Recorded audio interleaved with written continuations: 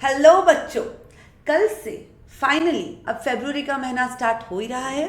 So we have 3 months to our main exams, February, March and April. इस session में, आज के session में मैं आपके लिए इन 3 months के लिए स्ट्रैटेजी लेके आई हूँ which will help you in clearing your CA inter audit paper with very beautiful nice marks. Okay, तो अगर आपको लगता है कि मैम इस सेशन की हमको सच में ज़रूरत थी तो फटाफट लाइक का बटन प्रेस कर दीजिए और सब्सक्राइब करना ना भूलिए ताकि every interesting video reaches you first. ठीक है, तो अब आज का अपना सेशन, ये इसका फोकस पूरा की पूरा इस पे रहेगा कि हमको किस प्रकार से किस प्रकार से इन 3 months को प्लान करना है ताकि हम अपना स्कोरिंग बढ़ा सके और हम इस सीए इंटर ऑडिट का जो पेपर है इसमें हम ज़्यादा से ज़्यादा मार्क्स स्कोर कर सके।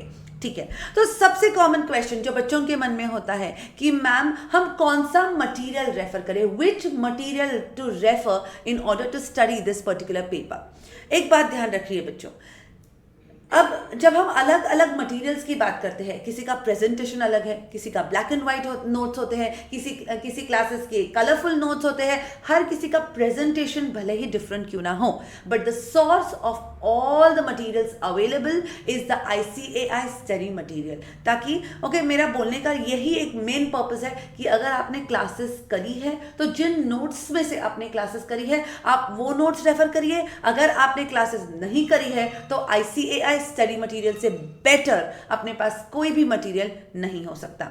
ओके, यस, तो इसके साथ साथ ICAI हमें RTPs रिविजन टेस्ट पेपर्स और मॉक टेस्ट पेपर्स अवेलेबल करते हैं। This material also has to be gone through. हमको ये तीनों मटेरियल, अपने जो नोट्स अवेलेबल है अपने पास, उसके साथ RTP और उसके साथ MTP। RTP and MTP study is inseparable. हमको ये कवर करना ना।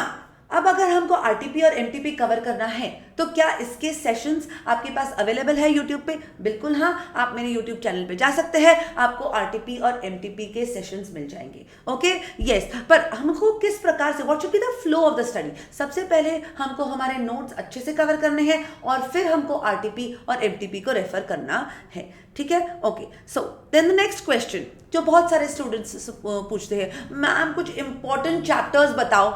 ओके, ऐसे कोई भी there is no such important chapters का लिस्ट या इंपॉर्टेंट क्वेश्चंस का लिस्ट जो ICAI के एनालिसिस के हिसाब से अवेलेबल है। एक चीज समझिए, we are at a level जहां पे हमको प्रोफेशनल एग्जाम्स देनी है। ओके, तो ICAI ऐसी इंस्टीट्यूट है जो बिल्कुल जो करेक्टली अपने माइंडसेट के साथ खेलती है, बराबर है। उनको पता है कि स्टूडेंट्स का अप्रोच कैसे होगा, कैसे नहीं होगा। Okay, there is a normal understanding. इन सारी चीजों को हमको क्या करना है, इन सारी चीजों को हमको कवर करना है। ओके, तो हम ऐसा कोई भी चैप्टर नहीं होगा जिसको हम अनटच रखेंगे। ध्यान से सुनिएगा बच्चों, हमको 100% कवरेज करना है पूरे की पूरे सिलेबस का। इसका मतलब है हमको सारे के सारे चैप्टर्स की पढ़ाई करनी है, कोई भी चैप्टर हमको ऑप्शनल नहीं छोड़ना।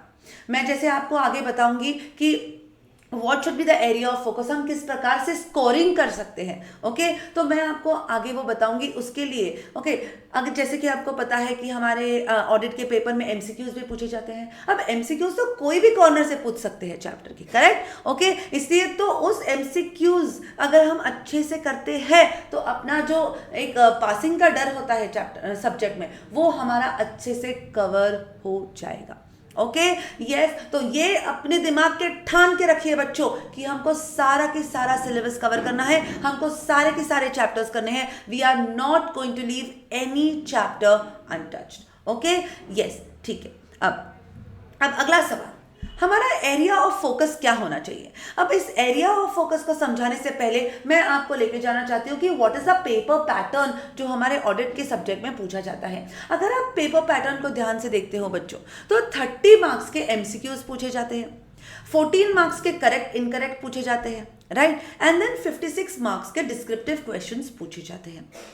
अब अगर इन डिस्क्रिप्टिव क्वेश्चंस को आप ध्यान से देखते हो बच्चों, तो इन डिस्क्रिप्टिव क्वेश्चंस में से डायरेक्ट क्वेश्चन, ओके, कि डायरेक्ट, ओके, से for example what is audit sampling. Okay, तो ऐसे डायरेक्ट क्वेश्चंस पूछे जाते हैं अराउंड 50%, अराउंड मैं बोल रही हूँ, ठीक है। फिर अगर हम इनडायरेक्ट क्वेश्चंस की बात करते हैं तो उसमें मोटा मोटी बाकी बचे हुए 50% में से मैं कहूँगी कि 32% के यूजुअली जो क्वेश्चंस होते हैं वो एकदम सिंपल होते हैं, और चैलेंजिंग टफ कैटेगरी में हम पकड़ सकते हैं 18%। समझ में आया? ओके, तो अब अगर हम देखते हैं कि इन 30 to 40 मार्क्स में से बच्चों, ओके यस, इन 30 मार्क्स है, okay yes, and 14 marks, 30 marks के अपने पास एमसीक्यूज है, 14 मार्क्स के करेक्ट इनकरेक्ट है। तो अगर आप अपना मटेरियल अच्छे से पढ़ के जाते हो, और जैसे कि मैंने आपको बोला कि 100% कवरेज करते हो बच्चों, तो मैं आपको बताती हूं कि इन 44 मार्क्स में से 30 marks MCQs, 14 marks incorrect, in total 44 marks में से मिनिमम बच्चों, मिनिमम ओके, आप आराम से यहां पे 35 मार्क्स स्कोर करने का टारगेट रख सकते हो। यस, आप यहां पे 35 मार्क्स स्कोर करने का टारगेट रख सकते हो। अब इस 56 मार्क्स की जो हम बात कर रहे हैं, ओके ये जो 56 मार्क्स है, इसमें से 50% जो है डायरेक्ट क्वेश्चन, मतलब यहाँ पे 28 मार्क्स के आपको डायरेक्ट क्वेश्चन पूछे जाएंगे, और इन 28 मार्क्स ओके यहाँ पे ये मिलके आएंगे 28 मार्क्स, बराबर है ना? ओके ठीक है। तो अब इन डायरेक्ट क्वेश्चंस में से जैसे आप देखते हो, इन डायरेक्ट क्वेश्चंस में से इन 14 मार्क्स में से बच्चों मुझे अब आप एक बात बताओ कि अगर आप अच्छे से पढ़ते हो तो क्या इन 28 मार्क्स के क्वेश्चन में से मुझे बताओ कि अगर मैं एक्सपेक्ट करती हूं कि आप अच्छे से यहां पे कम से कम 17 मार्क्स तो स्कोर कर ही लेंगे, कम से कम आप यहाँ पे 17 मार्क्स स्कोर कर ही लेंगे, तो क्या मैंने मेरी एक्सपेक्टेशन बहुत ज़्यादा रख दी आपसे? बताओ बच्चों, क्या मैंने मेरी एक्सपेक्टेशन बहुत ज़्यादा रख दी? नहीं। अब बचे ये जो टफ क्वेश्चंस है और ये जो इनडायरेक्ट क्वेश्चंस है, इनके लिए जो 28 मार्क्स अलॉटेड है, तो मुझे बताओ क्या यहाँ पे आपको 10 मार्क्स स्कोर करना बहुत ज़्यादा डिफिकल्ट है? अगर आप अच्छे से पढ़ाई करते हो तो आपको 100% कवरेज करना है, आपको मटेरियल अच्छे से पढ़ना है, आपको आपकी क्लासेस अच्छे से करनी है, बराबर है ना? यस। तो आप मुझे बताओ, तो अगर 35 + 17 + 10 अगर मैं करती हूं बच्चों, तो मुझे बताओ कि ऑडिट के पेपर में हम मिनिमम कितना स्कोर कर सकते हैं? बताओ। Yes, come on tell me my dear students, आप बताओ। Yes, you are hearing me right.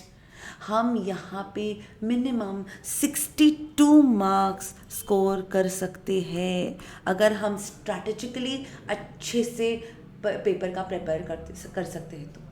Yes, if we plan properly, if we study properly और प्रॉपर स्ट्रैटेजी के साथ अगर हम पेपर प्रेजेंट भी करेंगे और पढ़ाई भी करेंगे, तो आप 62 मार्क्स, मतलब आपका यहाँ पे एग्जाम्शन कवर हो गया बच्चों। अगर आपका यहाँ पे एग्जाम्शन आ गया इस पेपर में ओके, और 62 मार्क्स आ गया, तो जस्ट अंडरस्टैंड, जस्ट इमेजिन कि आपके एग्रीगेट में कितनी हेल्प हो जाएगी, राइट? Okay yes. तो मैं आपको बस ये भरोसा दिलाना चाहती हूँ, आपको खुद पे ये भरोसा करना है कि अगर आपने ठान लिया तो आप ऑडिट में 62 मार्क्स स्कोर कर सकते हैं। आप ऑडिट में 62 मार्क्स मिनिमम स्कोर कर सकते हैं, ठीक है? ओके, तो क्या हम सिर्फ सपने देखें कि मुझे 62 मार्क्स आ गए, 62 मार्क्स आ गए तो आ जाएंगे? नहीं। इसके लिए आपको क्या करना पड़ेगा? आपको अच्छे से पढ़ाई करनी पड़ेगी, और इस पढ़ाई की अच्छे से प्लानिंग करनी पड़ेगी।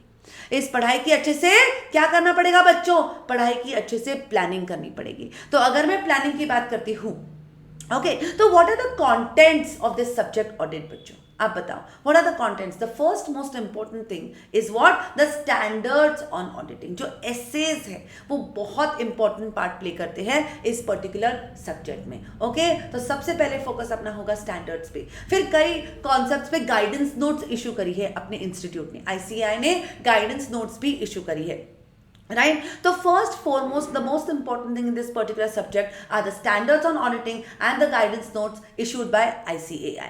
अब जब हम स्टैंडर्ड की बात करते हैं, ओके, हर स्टैंडर्ड को एक नाम दिया गया है, टाइटल दिया गया है, और उसका पर्टिकुलर नंबर है, बराबर है ना? ओके, तो क्या आपको हर स्टैंडर्ड का नंबर और नाम एज इट इज वर्बटिम लिखना है एग्जाम में? जी हाँ, बिल्कुल हाँ। क्या आप कुछ गलती उसमें कर सकते हो? क्या रॉन्ग नंबर लिखा तो चलेगा? क्या आपके मार्क्स कटेंगे? मार्क्स कटेंगे नहीं, बिल्कुल 0 मार्क्स मिलेंगे। ओके तो हमारा पढ़ाई करते वक्त सबसे पहला फोकस यही होना चाहिए, जैसे कि हमने क्लासेस में किया है। ओके जैसे कि हमने क्लासेस में बार बार स्टैंडर्ड और उसका नाम रिपीट किया है, बिल्कुल उसी तरीके से आपको स्टैंडर्ड्स ऑन ऑडिटिंग जब आप करोगे तो आपको उसका नंबर और उसका टाइटल अच्छे से एज इट इज याद करना है। ओके तो जैसे कि अगर जिन्होंने क्लासेस ली है मुझसे उनको याद होगा कि हमने क्या किया है, उस नंबर को याद रखने के पीछे भी लॉजिक्स क्या है उसको हमने देखा है। यस और नो? ओके ठीक है, तो उन लॉजिक्स के हिसाब से हम उस स्टैंडर्ड के नंबर को और स्टैंडर्ड के नाम को याद करेंगे और उसको आपको अच्छे से एग्जाम में लिखना है। अब स्टैंडर्ड्स को क्या हम इंडिविजुअली पढ़ाई कर सकते हैं? नहीं, स्टैंडर्ड्स को उन रिस्पेक्टिव चैप्टर्स के साथ पढ़ाई किया हुआ ही ज़्यादा एडवाइजेबल है, बिकॉज स्टैंडर्ड्स के जो कॉन्सेप्ट्स है उन्हीं को एलैबोरेट किया गया है आपके चैप्टर्स में। तो अगर आप उन दोनों को एक साथ पढ़ते हो तो आपको क्या हो जाएगा, पढ़ाई में, अंडरस्टैंडिंग में और रिटेंशन में आसानी होगी, और एग्जाम में आपको लिखते वक्त you can relate that particular concept to the chapter also and to the respective standard on audit also. Okay ठीक है, फिर अगर हम कंटेंट्स ऑफ क्वेश्चन पेपर देखते हैं तो हमारे पास है MCQs, correct incorrect and descriptive questions. तो हमको स्पेशली इन चीज़ों पे फोकस करना है, क्योंकि अगर हम एमसीक्यूज की बात करें तो वहाँ पे हर माइन्यूट चीज़ अपने लिए इंपॉर्टेंट है। किसी भी चीज़ पे, किसी भी नुक एंड कॉर्नर से हमको एमसीक्यू पूछा जा सकता है एग्जाम में। तो अगर हम एमसीक्यूज की बात करते हैं तो in that case we have to keep a lot of detailed reading of every concept. Do you understand? Okay ठीक है, फिर करेक्ट इनकरेक्ट की जब हम बात करते हैं तो वहाँ पे बात आता है हिटिंग द बुल्स आई। वहां पे आपका जवाब, आप किस प्रकार से आंसर करते हो, ये सबसे ज्यादा इंपॉर्टेंट मैटर करता है। And then descriptive questions. Okay ठीक है, जैसे कि मैंने आपको बोला कि ऐसे ही तो अपने को 62 मार्क्स मिलने वाले हैं क्या? नहीं, इसके लिए हमको अच्छे से प्लानिंग भी करना है और इसके लिए हमको अच्छे से पढ़ाई भी करना है। तो अगर हम प्लानिंग की बात करते हैं और अगर हम अच्छे से प्लानिंग की बात करते हैं तो sorry for the disturbance, yes, तो यहाँ पे हमको प्लान करना है पढ़ाई को मतलब सब्जेक्ट को। तो सब्जेक्ट में है अपने चैप्टर्स और स्टैंडर्ड्स ऑन ऑडिटिंग। तो यहाँ पे मैंने इन स्टैंडर्ड्स को और चैप्टर्स को कैटेगरी ए और कैटेगरी बी में डिवाइड किया है। Why not category C? Because there is no such part. जैसे कि मैंने बोला है, हमको 100% कवरेज करना है। कुछ भी चीज, कोई भी चैप्टर, कोई भी कॉन्सेप्ट हमको ऑप्शनल रखना नहीं है। ओके तो जब हम कैटेगरी ए की बात करते हैं, that means it is the most important of all, जिसको छोड़ के चलेगा ही नहीं। ये बस अपने दिल में छाप लो आप लोग बच्चों। ओके यस, तो कैटेगरी ए में आते हैं चैप्टर्स नंबर 1 जो है nature, scope, objective of audit. Then आता है chapter 2 audit strategy, planning and programme. Then audit documentation and audit evidence, risk assessment and internal control. Trust me बच्चों, इन चैप्टर्स में से,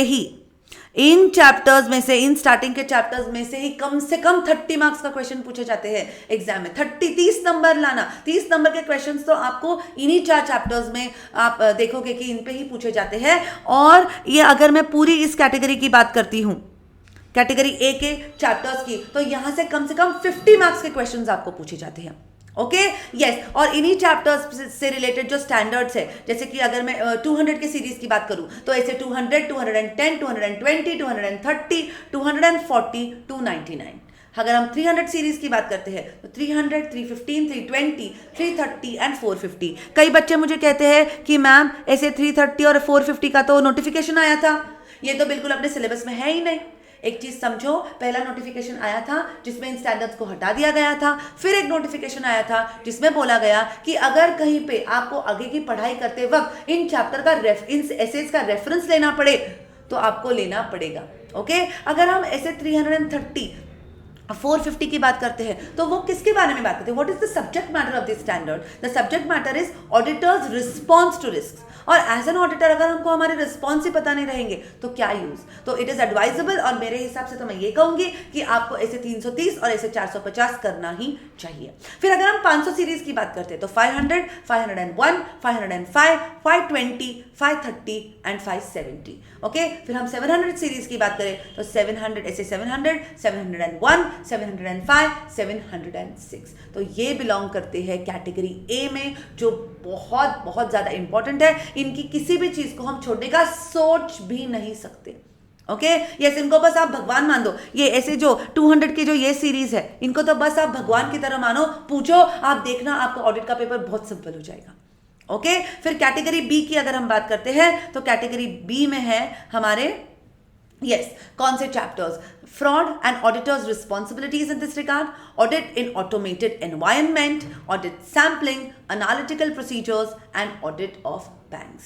ओके अब यहाँ पे मैंने बच्चों ये रीडिंग करवाया नहीं है, ये एक बार मैं आपको फिर से पढ़ा देती हूँ कि जो 4 चैप्टर्स थे उनके बाद है यहाँ पे कैटेगरी ए में है company audit and audit reports, audit of different types of entities and audit of items of financial statements. अगर आपने देखा होगा, जिन्होंने भी क्लासेस करी है मुझसे, उन्होंने देखा होगा कि audit of items of financial statements को हमने कैसे किया है, एक्चुअली प्रैक्टिकली उसको लिव किया है, सोचा है। See understand until and unless you step into the shoes of auditor की एज एन ऑडिटर अगर आप ऑडिटर होते तो आप इस पर्टिकुलर आइटम को किस प्रकार से चेक करते, इस particular item of financial statement के अकाउंट में, प्रॉपर लेजर अकाउंट में कौन से आइटम्स आते हैं, डेबिट साइड में कौन से आइटम्स आते हैं, क्रेडिट साइड में कौन से आइटम्स आते हैं, उनको हमको किस प्रकार से चेक करना है, फिर हमको OICAI + 2R कैसे एप्लीकेबल करना है, ये सब कुछ मैंने आपको अच्छे से सिंप्लीफाइड वे में बताया हुआ है।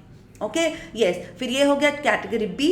Okay and category B of essays की अगर हम बात करते हैं तो यहाँ पे आता है एसे 250, 510, 550, 560, 580, 610 एंड 710। ओके तो अगर आप इन कैटेगरी वाइज अच्छे से इसको पढ़ाई करते हो तो भूलिएगा नहीं, और अच्छे से लिख के ले लिए अपने दिमाग में, दिल में, और अपने डेस्क पे 62 मार्क्स इन ऑडिट बहुत ज़्यादा पॉसिबल है, बहुत ज़्यादा आसान है अगर आप अच्छे से प्लानिंग करो और अगर आप स्ट्रैटेजिकली इस सब्जेक्ट की पढ़ाई करो। देन बच्चों मैं आपको बताना चाहूँगी कि ये जो पर्टिकुलर सब्जेक्ट है इसमें स्कोर करने के कुछ सीक्रेट्स है। कुछ सीक्रेट्स है जो मैं आज आपको बताने चाहने वाली हूँ। सबसे पहली चीज़ कि ऑडिट के सब्जेक्ट में कुछ कीवर्ड्स होते हैं, जार्गन्स होते हैं, और हमको इंस्टीट्यूट हमसे ये एक्सपेक्ट नहीं करती कि हम एज इट इज जैसे है वैसे छपा ले। एज इट इज जैसा जो मटेरियल मॉड्यूल में दिया है वही लैंग्वेज, वही वर्ड, वही सीक्वेंस, नहीं। इंस्टीट्यूट क्या बोलती है कि आप उसको आपके अंडरस्टैंडिंग के हिसाब से लिखो, ठीक है। पर जब हम अपने अंडरस्टैंडिंग के हिसाब से कोई क्वेश्चन का आंसर लिखेंगे, तो ये याद रखना बच्चों कि हमको कैसे लिखना है, हमको हमारे टेक्निकल वर्ड्स, जो जार्गन्स, टेक्निकल जार्गन्स हम जिसको बोलते हैं, कीवर्ड्स, हमको वो यूज करना ही है। जैसे कि हम ऑडिट एविडेंस की बात करते हैं तो it is not audit evidence, it is sufficient and appropriate audit evidence, it is judgment, no it is professional judgement.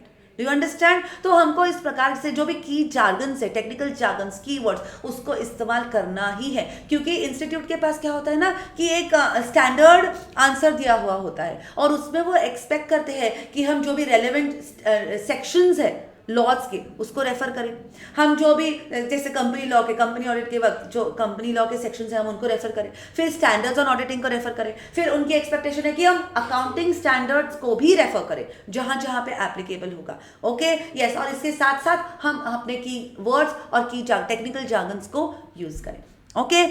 ये हुआ सबसे पहला secret. And the most important secret is writing practice। बच्चों अंडरस्टैंड, राइटिंग प्रैक्टिस। अब कई बच्चे बोलते हैं कि मैम हमारे पास तो पढ़ने के लिए वक्त नहीं है, हम लिखे कैसे? मैं ऐसा नहीं बोल रही हूँ कि आपको बस पूरे दिन लिखना है। अंडरस्टैंड, स्ट्रैटेजिकली, स्मार्टली काम कीजिए। आपके पास अभी कितने दिनों का वक्त है? आई से 3 मंथ्स का वक्त है। ठीक है, तो ठीक है, कुछ अप्रैल के महीने में आपने को रिविजन करना है, सब कुछ करना है। अंडरस्टैंड, आपको बस every day you have to, जैसे फॉर एग्जाम्पल राइट 2 आंसर्स, आपको हाथ से पूरा लिखना है। इसका मतलब क्या है? आपने एक चैप्टर की पढ़ाई फिनिश करी, आपने उस चैप्टर की पढ़ाई फिनिश करी, उसमें जो भी रेलेवेंट स्टैंडर्ड्स और ऑडिटिंग थे वो भी आपने कवर कर लिए। वो कवर होने के बाद उस चैप्टर से रिलेटेड जब तक आपका नेक्स्ट चैप्टर खत्म नहीं हो जाता, उस चैप्टर्स के रोज एवरीडे 2 क्वेश्चंस रैंडमली पिक करो। आपके पास क्वेश्चन बैंक तो होगा ही, और क्वेश्चन बैंक नहीं है तो फटाक से ले लो। क्वेश्चन बैंक बहुत ज्यादा इंपॉर्टेंट है, क्योंकि किस प्रकार के क्वेश्चन पूछे जाएंगे आपको एग्जाम में, ये आपके क्वेश्चन बैंक में अवेलेबल है।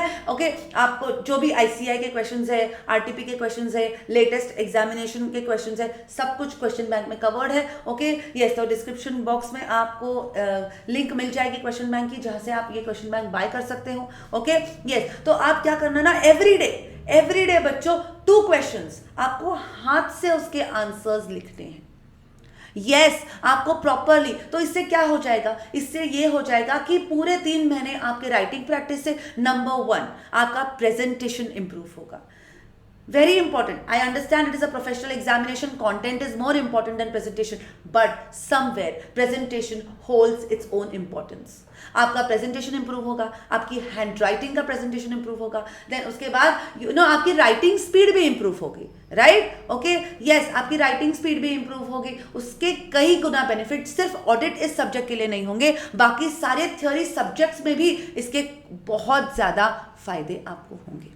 ओके, यस, तो आप एडिक्वेट राइटिंग प्रैक्टिस भी रोज कीजिए. और अगर आप इस सब चीज़ों को अच्छे से फॉलो करते हो तो भूलना मत, मैम ने आपसे वादा किया है, ये टारगेट दूर नहीं. ओके, यस, अगर आपको ये वीडियो अच्छा लगा हो तो do not forget to like it and share it with all your friends, ताकि इसका फायदा सब लोगों को हो. And yes, press the bell icon. Okay, yes, bye bye, take care and all the best to all my dear lovely students here. Okay, yes, take care and all the best.